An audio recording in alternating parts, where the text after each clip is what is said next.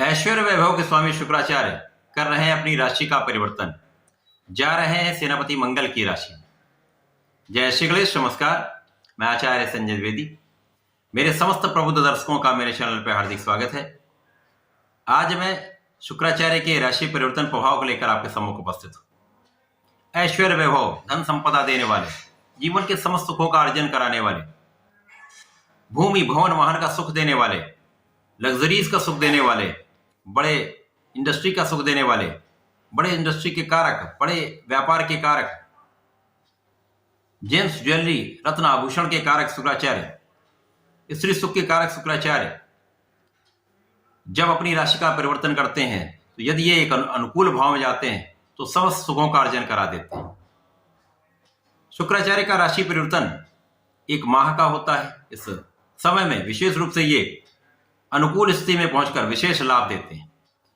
अत्यंत सौम्य ग्रह हैं, अत्यंत शुभ प्रभाव देते हैं। शुक्राचार्य का राशि परिवर्तन 25 दिसंबर को हो रहा है। यहां पर ये मंगल की राशि में प्रवेश करेंगे, वृश्चिक राशि में प्रवेश करेंगे।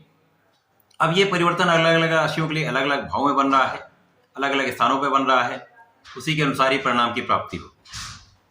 आज मैं मेष राशि के लिए शुक्राचार्य के राशि परिवर्तन का क्या प्रभाव मिलेगा, किस प्रकार के लाभ मिल सकते हैं, कौन सा भाव प्रबल होगा, कहां कितना लाभ ले पाएंगे, कहां पर समस्या आ सकती है, उसका क्या निराकरण है, संपूर्ण विश्लेषण मैं पूर्ण तरह के साथ करने जा रहा हूं। प्रिय दर्शकों, ये राशिफल आपके चंद्र राशि पर आधारित है, अर्थात आपकी जन्म कुंडली में यदि 1 नंबर में चंद्रमा का गोचर चल रहा है तो आपकी मेष राशि है। मेष राशि के स्वामी मंगल है। मंगल की मूल त्रिकोण राशि मेष राशि है। मंगल की द्वितीय राशि वृश्चिक राशि में शुक्राचार्य का परिवर्तन हो रहा है। यहां पर विशेष बात यह है कि मंगल तथा शुक्राचार्य का आपसी संबंध समभाव होता है, परंतु वर्तमान समय में यदि हम स्थितियों को देखते हैं तो यहां पर तात्कालिक मैत्री का भाव बन रहा है, तो एक मित्र का भाव उत्पन्न हो जाता है। मंगल शुक्र का जब भी संबंध बनेगा तो एक प्रेम की वृद्धि होने का योग बनता है। मेष राशि के लिए शुक्राचार्य का यह परिवर्तन अष्टम भाव में हो रहा है। अष्टम भाव एक त्रिक भाव है, निर्बलता का भाव है, क्षय का भाव है, डिप्रिसिएशन का भाव है। अब शुक्राचार्य का जो परिवर्तन अष्टम भाव में चल रहा है, यद्यपि यहां पर शुक्राचार्य को अष्टम का कारकत्व प्राप्त होता है, परंतु जो इनके कारक भाव हैं उनमें निर्बलता निश्चित रूप से आएगी। यहां पर शुक्राचार्य धन तथा सप्तम के स्वामी होकर अष्टम भाव में है, तो इन दोनों भावों, इस कारक भाव में निश्चित रूप से निर्बलता आएगी।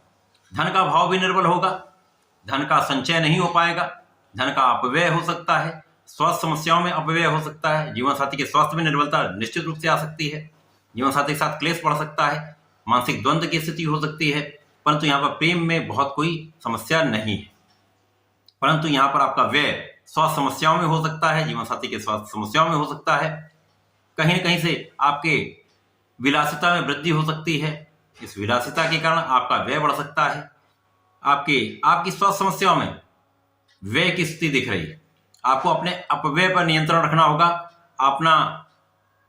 आपको अपने जीवन शैली में परिवर्तन करना होगा, एक स्वस्थ जीवन शैली को आपको अपनाना होगा, जिससे कहीं ना कहीं ये स्वास्थ्य समस्याएं कम हो जाएंगी। साथ ही साथ प्राणायाम करें, योगा करें, जो आपको अत्यंत श्रेष्ठ फलदायक फल की स्थिति बनाता है। शुक्राचार्य अष्टम में होंगे तो यहाँ पर आपको किसी भी प्रकार के एडिक्शन से, किसी प्रकार के व्यसन से बचना होगा। परंतु यहाँ पर शुक्राचार्य आपके लिए अचानक धन का योग बनाएंगे। अचानक किसी पैतृक संपत्ति से आपको लाभ मिल सकता है, किसी परिवार के सदस्य से आपको विशेष लाभ मिल सकता है, कहीं ना कहीं से अचानक धन की प्राप्ति का योग बनता है। यहां पर शुक्राचार्य का प्रभाव परिवार के बीच में भी है। यहां पर परिवार के साथ संबंधों में आपको बहुत सामंजस्य के साथ चलना होगा, आपसी सद्भाव बनाकर चलना होगा, वाणी पर नियंत्रण रखना होगा। परंतु शुक्राचार्य का प्रभाव अष्टम में होकर भी कहीं ना कहीं धन की स्थिति बना रहा है।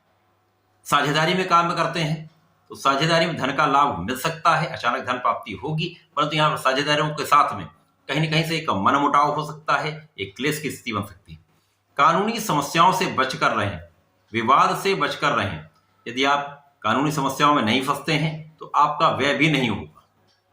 तो यहाँ पर कुछ सावधानी आप यदि रखते हैं तो ये समय आपको धन की प्राप्ति कराएगा, परंतु आपको अपना ध्यान रखना होगा। विशेष रूप से यहां पर आपके लग्न अत्यंत प्रबल है।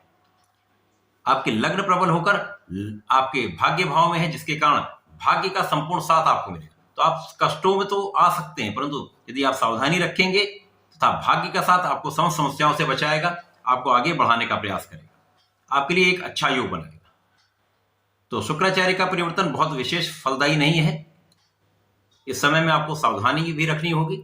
श्री भगवान भोलेनाथ का स्मरण भी करना होगा, ओम नमः शिवाय का जप भी करना होगा तथा प्रत्येक शुक्रवार को ये पंचामृत से अभिषेक कर लेंगे तो इन समस्याओं से आप बच जाएंगे, लाभ की वृद्धि हो जाएगी।